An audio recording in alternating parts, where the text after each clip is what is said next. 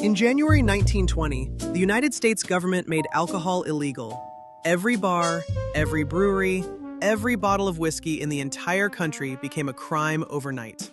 The people behind this law genuinely believed they were about to create a better America, more sober, more productive, more moral. What they actually created was Al Capone, the most powerful criminal organization in American history. 30,000 illegal bars in New York City alone, a corruption machine so effective it bought judges, politicians, and entire police departments, and a decade of violence that would define organized crime for the next 100 years. This is the story of Prohibition, the 13 years when America tried to ban alcohol, failed spectacularly, and accidentally built the modern mafia. Let's go. To understand Prohibition, you need to understand the temperance movement. For decades before 1920, a coalition of women's groups, churches, and progressive reformers had been arguing that alcohol was destroying American families. And honestly, they had some good points. In the early 1900s, saloons were everywhere. Working-class men spent enormous portions of their wages on alcohol. Domestic violence rates were high. Industrial accidents caused by drunk workers were common. The Anti-Saloon League and the Women's Christian Temperance Union built one of the most effective political lobbying machines in American history. Then, World War I gives them the perfect argument. Grain should go to feeding soldiers, not making beer. German-American brewery owners become suspicious during the war against Germany. Patriotism and temperance fuse into an unstoppable political force. In December 1917, Congress passes the 18th Amendment, banning the manufacture, sale, and transportation of intoxicating liquors. It is ratified by the states in January 1919 and takes effect in January 1920. The Volstead Act gives it legal teeth. America is going dry. The people celebrating genuinely believe this will transform America. They call it the noble experiment. They predict crime will drop, poverty will fall, prisons will empty. One optimist predicts they can sell all the jails because nobody will need them anymore. On January 17, 1920, Prohibition begins, and almost immediately, nothing changes. Except, now it's illegal. Americans simply do not stop drinking. They were not going to stop drinking. The idea that a constitutional amendment would change human behavior on this scale was optimistic to the point of delusion. Speakeasies spring up everywhere. These are illegal bars hidden behind unmarked doors, fake storefronts, and secret entrances. You knock a certain way, give a password, and suddenly, you're in a fully operational bar. New York City alone has an estimated 30,000 speakeasies by the mid-1920s. That's twice as many as the legal bars that existed before Prohibition. The cocktail is actually invented during Prohibition because bootleg spirits taste terrible. Bartenders start mixing them with fruit juice and sugar to make them drinkable. So one of the most enduring contributions of American drinking culture comes directly from the era when drinking was illegal. The federal government has no idea how to actually enforce this law. There are only 1,500 federal agents to cover the entire country, and they are paid almost nothing. A prohibition agent earns less than a garbage collector, which means they are extremely susceptible to bribery. Police departments across the country are bought wholesale. Judges are on payrolls. Politicians look the other way. Entire city governments in Chicago, Detroit, and New York are effectively working for the bootleggers. Prohibition doesn't eliminate corruption, it industrializes it. And into this vacuum of law enforcement, with billions of dollars in illegal alcohol profits up for grabs, steps a new kind of American businessman, the gangster. Alphonse Gabriel Capone is born in Brooklyn, New York in 1899 to Italian immigrant parents. He is smart, charming, and completely ruthless. By his early 20s, he is working for gangster Johnny Torrio in Chicago and quickly becomes his right-hand man.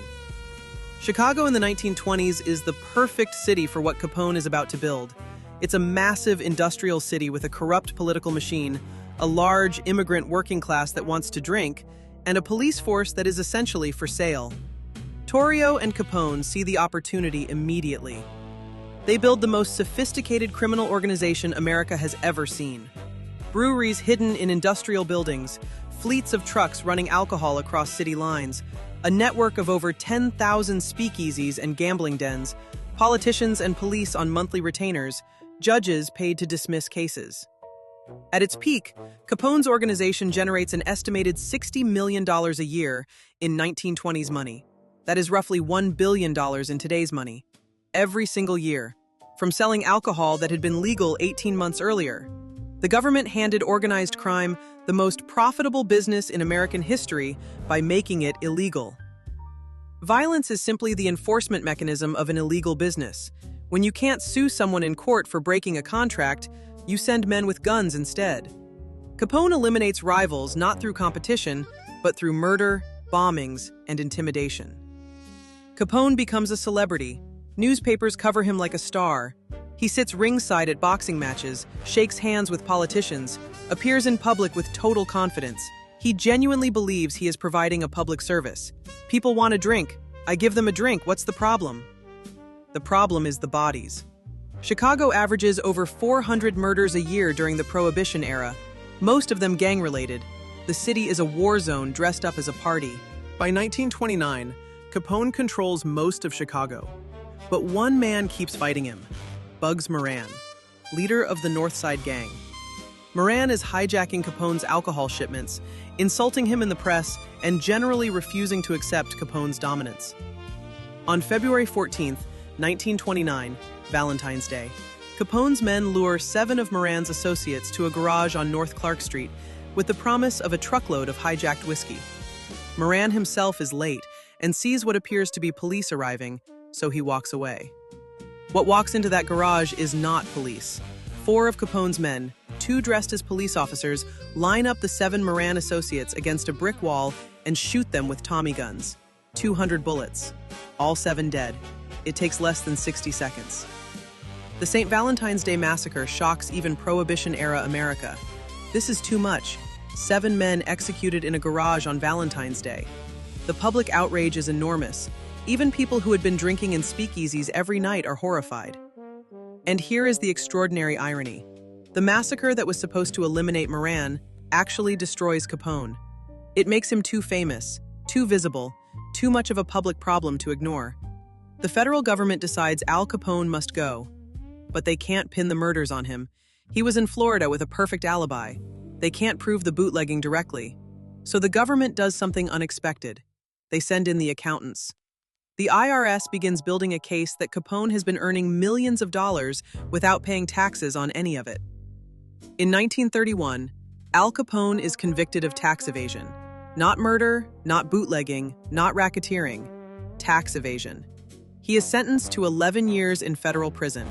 The most dangerous gangster in American history is brought down by paperwork. By 1929, the Great Depression has hit America like a sledgehammer. Unemployment reaches 25%. Millions of families are desperate, and suddenly, the argument for prohibition looks very different.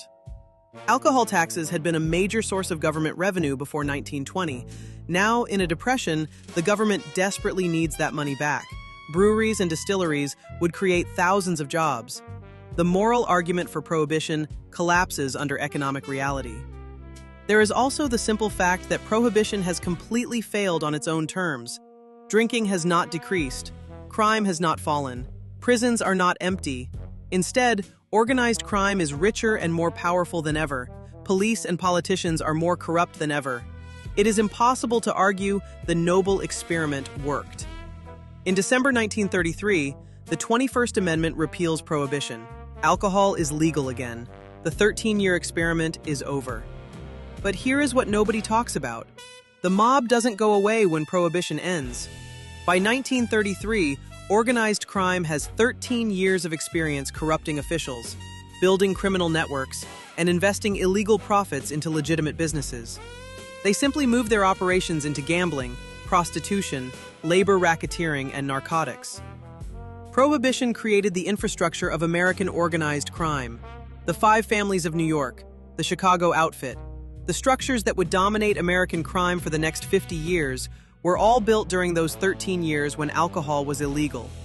The government's attempt to clean up America created the most sophisticated criminal organizations in American history. The story of Prohibition is ultimately the story of a good intention colliding with human nature and losing badly. The people who pushed for it genuinely wanted to help families and reduce suffering. They were not wrong that alcohol caused damage. But they misunderstood something fundamental. You cannot legislate away human desire. When you make something illegal that millions of people want, You don't eliminate it. You just hand it to criminals. Al Capone understood this better than any politician. That's prohibition.